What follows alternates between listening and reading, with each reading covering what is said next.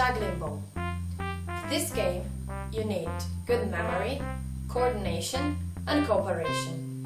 You can play it both in a gym and outdoors. You need 2 or 3 balls. This is how to play the game. All the players form a circle. The player who is holding the ball has to call a companion by name and give them the ball.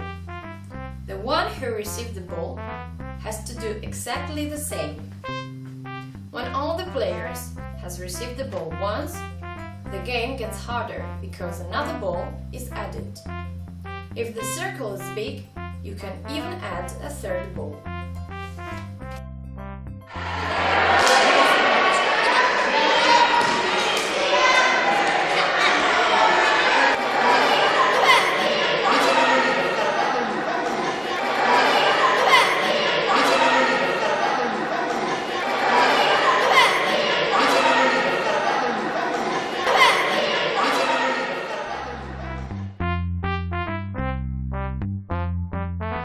The jungle path.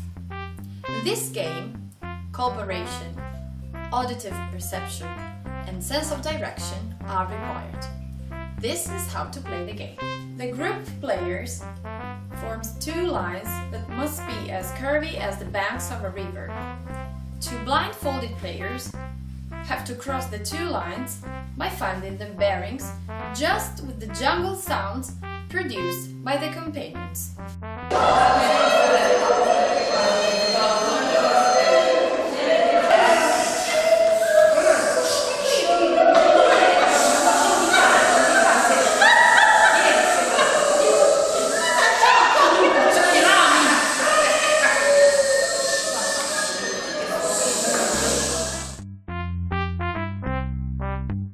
Plot. For this game, speed and responsiveness are required. You can play it both in a gym and outdoors. All the players align on a side of the gym or the playground. 2 of them are the hunters. At the start signal, the players have to reach the opposite side, and the hunters, holding their partner's hand, have to catch the runners. Who is caught becomes hunter and joins the other hunters, forming a line. This way, the amount of hunters will rise more and more.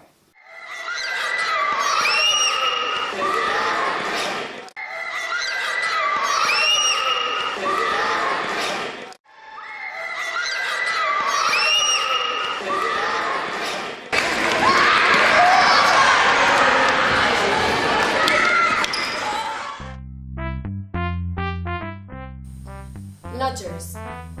For this game, you need speed, responsiveness, coordination, laterality and cooperation. This is how to play the game. All the players form groups of 3 members. 2 of them are the walls and the roof of a house, while the one in the middle is the lodger. One of the players is homeless. He won't be neither the lodger nor a part of the house. When the homeless shouts, "Earthquake!" all the players run away and change their roles, forming a group with other partners. For example, who was the lodger will become a wall and vice versa. Who can't find a partner will become the new homeless and will shout "Earthquake!" so that everybody will change their place again.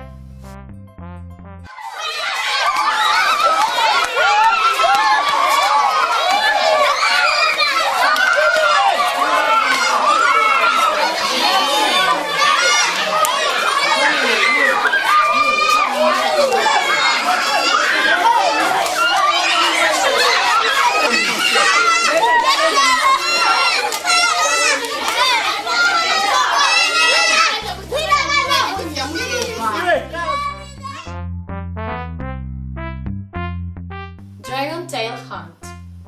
This game requires readiness, speed, strategy and astuteness.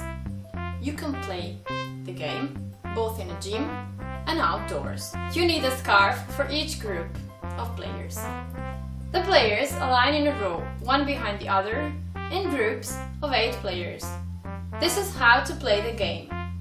Each group member holds his companion around the waist without letting go. The first player in the row is the head of the dragon, and the last player is the tail, with the scarf attached to his trousers as a tail. The head of the dragon tries to catch the tail. If he succeeds, the head becomes the tail and the game starts again.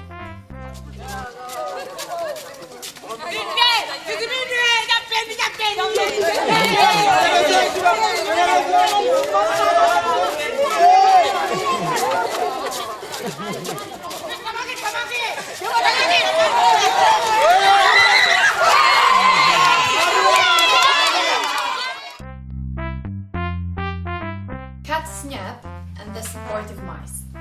In this game, cooperation, attention, strategy and mutual help are required. Mice form groups of 4 players and the cat wants to hunt them. This is how to play the game.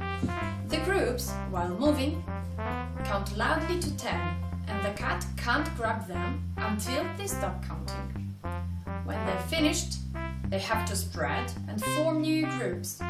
Now the cat can hunt them, and when he grabs a mouse, this one becomes the cat, while the previous cat turns into a mouse.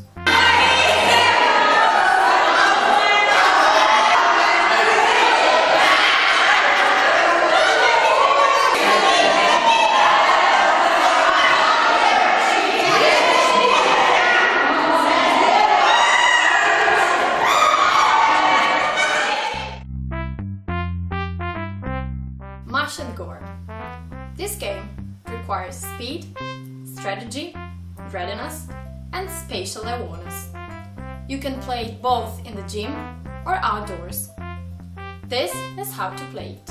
The players get together in circles of 4 people holding hands, the mouse holes, and one player stands in the middle, the mouse. A cat hunts a mouse outside the mouse holes. If the mouse is tired or is in danger, he can hide in a mouse hole and the mouse inside has to get out. If the cat catches the mouse, they change roles and the new cat changes place with one of the players of the mouse hole.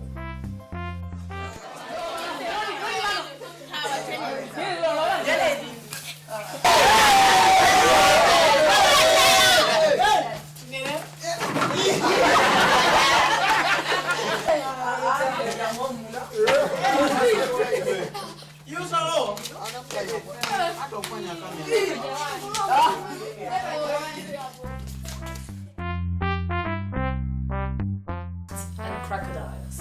In this game, cooperation and responsiveness are required. You can play it both in a gym and outdoors. You need to create rafts using rings or cardboard pieces. The first player lays a raft in the river and gets in it. Then he will be given a second raft that he will place in the river. This way he can go on this raft and clear the first one. The second player will get in the free raft and will move forward when the next raft will have been cleared. So we'll do the next players. In the end, there will be a line of rafts. The last one will be given to the first player, letting everybody moving forward without stepping foot in the river.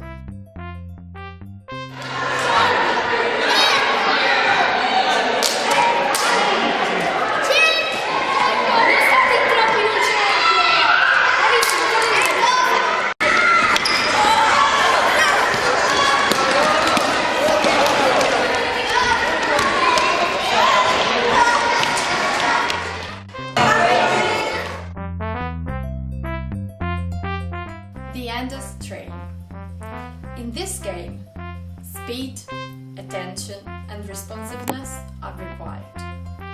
One player is the locomotive, the others are wagons, and they stay in their own place called storage. This is how to play the game. The locomotive stays in the center, and when it comes close to the wagons, it couples them. When it has collected the good amount, it whistles. If it whistles once, all the members of the train, including the locomotive, look for a free storage. If it whistles twice, every player changes places. In both cases, who doesn't find the storage becomes the locomotive.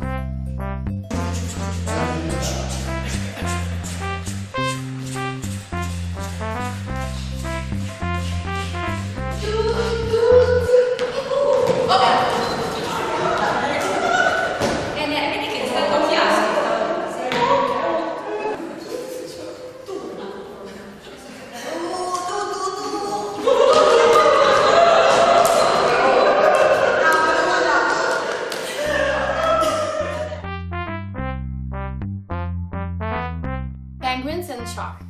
For this game, attention, speed and responsiveness are required. You can play it both in a gym and outdoors. First of all, you need to create some islands by placing ropes and rings on the ground. And this is how to play the game. Players are penguins swimming in the sea. When they hear a voice shouting, "The shark's coming!" they quickly run onto the islands.